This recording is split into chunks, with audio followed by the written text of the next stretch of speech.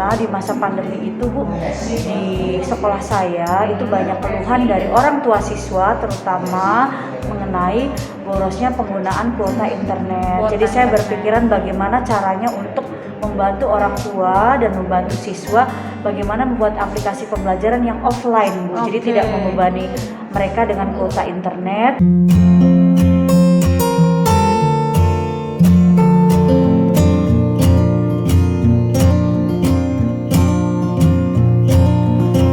Please subscribe, klik loncengnya, like, komen, dan share video ini ya guys. Assalamualaikum warahmatullahi wabarakatuh. Halo teman-teman, kembali lagi di channelnya Ratna. Dan kali ini alhamdulillah banget saya ketemu guru yang inspiratif, yaitu Ibu Ana dari SMP Negeri Unggulan Sindang, Kabupaten Indramayu, Jawa Barat. Indramayu, Jawa Barat. Apa kabar Bu Ana? Baik, Baik, alhamdulillah. Alhamdulillah. Terima kasih sebelumnya udah mau tampil di sini. Iya.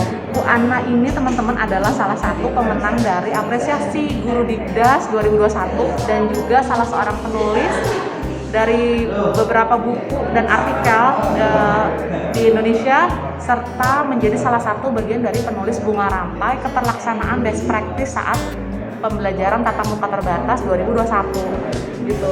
Bu Ana bisa diceritain dong proses saat Ibu seleksi apresiasi Guru Dikdas 2021. Saya waktu itu mendapat informasi di mendapat informasi dari media sosial Kementerian Pendidikan, GTK Dikdas, di Facebook, Instagram dan sebagainya mengenai apresiasi guru. Kemudian saya kebetulan ada sebuah karya yaitu di masa pandemi dan PJJ dan PTMT itu ada si Belmi, solusi belajar bahasa Inggris di masa pandemi. Jadi saya berniat mengikuti itu. Saya mengirimkan video, membuat video dan membuat artikel ya Bu ya. Kemudian dikirimkan Bu. Iya. Itu inspirasi banget ya teman-teman. Jadi ada aplikasinya juga, ada jurnalnya juga, ada karya tulisnya juga, gitu. Lalu setelah itu tahap sampai akhirnya dipanggil, dan akhirnya jadi finalis dan pemenang tuh gimana tuh Bu? Sangat bersyukur sekali. Kemudian waktu itu saya membuat videonya dalam bahasa Inggris, full in English. Wow. Ya nanti bisa dilihat di channel YouTube-nya. Oke, siap.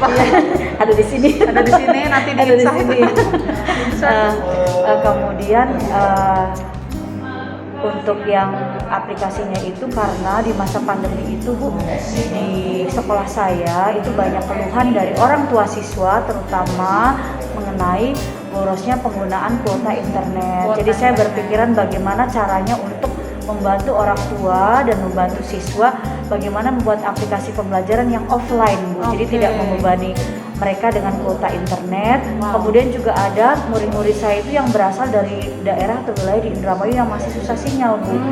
Karena mereka masuk ke sekolah kami itu lewat jalur prestasi, tapi mereka aslinya dari pelosok Indramayu yang susah sinyal. Jadi saya berpikiran harus menciptakan atau mendesain sebuah media pembelajaran yang digunakannya secara offline, jadi tidak memerlukan kuota internet dan tidak memerlukan sinyal internet karena dia offline. Jadi saat itu penciptaannya sendiri Bu, riset melalui riset and development itu di awal tahun 2020, tepatnya di pertengahan tahun 2020. Waktu itu belum ada nama si Belmi-nya, waktu itu masih media belajar. Jadi digital game aja, saya kasih namanya digital game. Kemudian ada teman-teman yang mengusulkan ini kasih nama yang sekiranya menarik bagi siswa. Kemudian saya menemukan si Belmi. Jadi akronim dari solusi belajar bahasa Inggris di masa pandemi. Kemudian di akhir tahun 2020 atau di awal tahun 2021, alhamdulillah sekarang si Belmi sudah ada di Google Play Store. Wow. Jadi bisa digunakan oleh seluruh guru dan anak-anak di seluruh Indonesia. Wah, selamat, nanti kita bisa download si Delmi untuk pembelajaran bahasa Iya. Inggris Iya. interaktif ya. Iya. Dan itu nggak membutuhkan kuota yang besar karena bisa dipakai secara offline. Iya, iya. Wow, semoga jadi amal jariahnya Bu Amin. Ana. Terus, oke, terus setelah itu Ibu terpilih menjadi dan waktu itu Ibu mempresentasikan si Delmi itu Iya. ketika lomba. Itu gimana tanggapan para juri saat itu? Ya, tanggapan juri sangat tertarik karena si Belmi digunakan pada saat PJJ dan juga PTMT. Jadi sangat membantu guru dan siswa karena dia media pembelajaran si Belmi. Kebetulan guru bahasa Inggris di Indonesia itu masih kesulitan mencari media pembelajaran yang sesuai dengan kurikulum 2013. Kebanyakan di Play Store dan sebagainya itu kebanyakan media-media pembelajaran bahasa Inggris itu dibuat oleh negara-negara barat kan Bu. Iya, betul. Jadi mereka ya sesuai dengan native speaker mereka. Ya, sedangkan kita kan bukan native speaker, jadi kita harus ada penyesuaian dengan kurikulum 2013. Nah, ini si Belmi ini memfasilitasi itu karena di dalamnya ada narrative text, procedure, descriptive, and recon yang ada di kurikulum 2013. Jadi sesuai dengan kurikulum yang digunakan di Indonesia, kurikulum bahasa Inggris SMP. Iya. Jadi itu mengakomodir kurikulum di Indonesia Di ya? Indonesia. Jadi ngebantu banget untuk Iya, karena selama ini kan Bu, media pembelajaran mungkin banyak yang bahasa Inggris atau video-video ataupun di aplikasi yang ada di Google Play Store, tapi kebanyakan itu dibuat oleh orang bule dari negara-negara barat. Jadi kita harus bisa memodifikasi lagi, merubahnya lagi, menyesuaikan. Tapi kalau ini sudah based on 20 ya itu 2000 and iya 20% century skill. iya itu Bu. Oke, keren banget ya, inspiratif banget. Oke, terus ketika mengaplikasikan di kelas gitu, itu gimana sih tanggapan dari murid-murid sama teman-teman guru? Iya. Terus kepala sekolah? Iya. Tanggapannya? Ya, tanggapannya luar biasa Bu, senang. Pada awalnya saya itu belum mengunggah di Google Play Store Bu. Jadi kami hanya transfernya dari phone by phone. Nah, itu saya kesulitan karena anak-anak, Miss ini nggak bisa dibuka. Pada saat mereka sudah ditransfer, si Belmi ini dikirim lewat WhatsApp Bu, dikirim lewat WhatsApp. Ternyata ada siswa yang tidak bisa membuka. Kemudian ada teman guru yang, Bu ini kok nggak bisa dibuka. Kemudian guru-guru dari sekolah lain juga, Bu nanti saya ke sekolah ibu ya karena saya nggak bisa buka. Jadi karena transfer phone by phone kan susah Bu ya. Jadi akhirnya saya berpikiran ini harus dibuat sedemikian rupa dan saya harus bisa mengunggahnya di Google Play Store sehingga transferabilitas, sehingga orang lain bisa mengunduhnya dengan mudah tanpa harus Bu minta dong itu. Jadi silakan di Google Play Store itu. Jadi tanggapannya luar biasa Bu, terutama dari orang tua siswa karena digunakannya secara offline, jadi tidak membebani secara kuota internet. Kemudian di tahun 2020 inovasi tadi Bu, alhamdulillah mendapat penghargaan dari Gubernur Jawa Barat, terpilih sebagai top 32 inovasi Jawa Barat dalam kompetisi inovasi pelayanan publik di Provinsi Jawa Barat. Jadi dapat penghargaan dari Gubernur Jawa Barat. Luar biasa, selamat ya Ibu, prestasinya luar biasa. Loh, saya beruntung banget bisa ketemu sama Bu Ana. Amin. Terus oke. Selain anak-anak itu mungkin antusias dan tertolong ya Bu, dan juga orang tua juga Orang tua tertolong. senang. Senang karena Iya. tidak perlu biaya yang besar untuk kuota Iya. gitu. Saya tadi mendengar Ibu adalah salah satu penulis. Itu berapa buku yang sudah ditulis, Iya. terus berapa artikel yang sudah tulis, dan itu temanya tentang apa? Iya. Baik, terima kasih Bu Ratna. Saya menulis buku dari sejak buku pertama saya itu di tahun 2001. Saat itu diajak oleh seorang penulis Bu, masih dalam bentuk antologi, tapi untuk yang solo buku sendiri itu dari tahun 2018. 2018. Iya, buku pertama saya berjudul Joyful Learning. Jadi di dalamnya kebanyakan buku-buku saya adalah berisi tentang pembelajaran bahasa Inggris Bu. Jadi saya ingin menginspirasi guru-guru di Indonesia, khususnya guru bahasa Inggris, bagaimana teknik dari pembelajaran ataupun cara membuat media pembelajaran atau strategi pembelajaran yang tepat untuk materi-materi ini. Misalnya untuk rekonteks, materi rekonteks misalnya strateginya bagaimana, medianya bagaimana dan sebagainya. Jadi kurang lebih sudah ada 12 atau 13 buku. Wow. Di antaranya itu Joyful Learning, Visual Literacy in English Classroom, kemudian The Journey of Thousand Miles yang kumpulan puisi, kemudian ada juga yang The Adventure of Samudra itu cerita untuk anak. Cerita untuk Iya. anak. Kemudian saya juga mendorong siswa-siswa saya untuk membuat buku, jadi mereka juga membuat buku antologi puisi, ada yang bahasa Inggris, bahasa Indonesia. Kami ber-ISBN Bu, ISBN. itu judul bukunya salah satunya The Secret Stories About You. Itu yang karya-karya siswa. Itu bahasa Inggris Bu? Iya, ada Wow. bilingual, ada bahasa Inggris, bahasa Indonesia, karya siswa. karya Kemudian yang lain yang jurnal internasional mungkin, tapi belum teringat Scopus ya Bu, masih jurnal internasional biasa. Di akhir 2001 kemarin Oktober saya pembicara di ISOFOL Annual International Symposium of Foreign Language Learning yang diselenggarakan oleh Siameo Asia Tenggara, kemudian pembicara di Siameo Bangkok? Siameo Asia Tenggara Bu. Asia Tenggara. Iya. Berarti itu Siameo maksud Iya, saya sekretarisnya di Bangkok ya.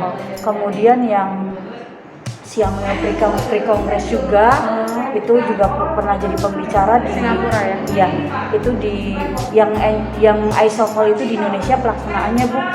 Iya, Siameo Kitab in Language. Iya, Kitab in Language itu Siameo Kitab in Language. Kemudian Bu yang saya juga menjuarai lomba International Video Competition dari British Council. Wow. Itu dipresentasikan di COP24 Climate Change United Nations Climate Change Conference. Jadi kemarin ada konferensi COP24 di Glasgow. Glasgow itu kalau nggak salah di UK ya Bu ya. Iya, di UK itu salah satunya pemenang-pemenang dari British Council yang video competition itu ditampilkan di sana. Ada juga di YouTube saya. Tapi ditampilkan juga di channel YouTube-nya British Council. British Council-nya, ya. Luar biasa, saya terpesona sekali dengan Bu Ana. Aduh, biasa aja Ibu. Insya Allah saya jadi harus banyak belajar nih. Amin, amin. Itu saya mau tanya, kalau seorang penulis, jadi ini Iya. ya, jadi flashback Iya. lagi. Itu masa kecil Ibu gimana? Iya. Dengan buku itu apakah ada stimulus dari orang tua atau Iya. ada guru yang menginspirasi sehingga Bu Ana tuh bisa punya kapasitas untuk menulis seperti Iya, ini? iya. Saya berasal dari keluarga yang sederhana. Ibu saya guru SD Bu, kemudian Guru bapak SD. saya petani sederhana, bisa dikatakan petani yang tidak punya sawah Bu. hanya sedikit saja sawahnya. Dari kecil itu ibu saya selalu menyediakan bacaan-bacaan Bu di meja, di ruang tamu, bacaan-bacaan itu karena keterbatasan ekonomi, jadi majalah bobo bekas zaman itu Bu, jadi majalah-majalah koran-koran, mohon maaf maksudnya sudah expired gitu, sudah belinya bekas gitu, yaitu ada di meja, jadi sudah terbiasa membaca dari kecil. Ya. Ibu berapa bersaudara Pak? Saya 3 bersaudara, kebetulan saya anak pertama. Jadi Anak pertama. Jadi saat itu saya ibu saya mungkin melihat bagaimana ketertarikan saya membaca, jadi dia dengan keterbatasan dana saat itu, jadi dia membelinya zaman itu majalah bobo ya. Majalah bobo, iya. Jadi dia belinya majalah bobo bekas. Jadi saking karena saya sangat senang membaca, haus, itu sampai di usia SD itu saya malah baca majalah Kartini, majalah orang dewasa itu saya bacain sampai kata pengantar semua itu iklan-iklannya saya bacain karena udah nggak ada bacaan lagi Bu saat itu. Saking hausnya ya. Saat itu belum ada internet ya Bu ya. Betul. Dan bagaimana dengan adik-adik? Dua-duanya juga suka membaca adik ini? Iya, ada adik-adik suka membaca juga, yang tapi tidak ke ini ya Bu ya, belum tertarik ke musik. Iya.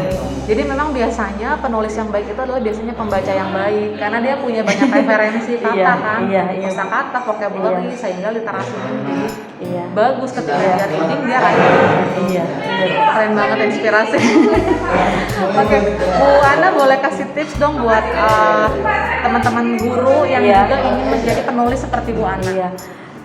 Tipsnya berani mencoba Ibu. Berani Iya. mencoba. Jadi menulis apa saja, tidak jangan membatasi diri. Misalnya senangnya puisi, menulis puisi. Barangkali senangnya misalnya resep-resep masakan, oke, nggak masalah. Jadi sesuai dengan passionnya masing-masing. Jangan membatasi diri ya. Kan ada yang ini saya harus menulis artikel, nggak juga ya. Jadi bebas saja. Nanti seiring berjalannya waktu pasti akan tertantang dan akan meningkatkan kualitas tulisannya dan mungkin ke tulisan-tulisan lain yang sebelumnya belum pernah dia tulis, yang tadinya mungkin kumpulan puisi, mungkin nanti lama-lama ke jurnal ilmiah, lama-lama ke buku yang ilmiah itu, yang tadinya dari fiksi dan sebagainya ya. Oke, dari fiksi ke non fiksi dan ke jurnal ilmiah ya. Tentu saja. Oke, makasih banyak Bu Ana. Mudah-mudahan bisa silaturahim lagi, banyak bisa ngobrol-ngobrol dan bisa kehormatan bagi saya tampil di podcastnya di YouTube-nya Bu Ratna. Saya juga terima kasih ya. Terima kasih Bu Ana, sehat-sehat selalu. Mudah-mudahan tetap bisa berkarya dan memberikan inspirasi. Terima kasih banyak Ibu. Oke, sami-sami Ibu juga. Terima kasih teman-teman atas perhatiannya. Sekian dulu. Wassalamualaikum warahmatullahi wabarakatuh.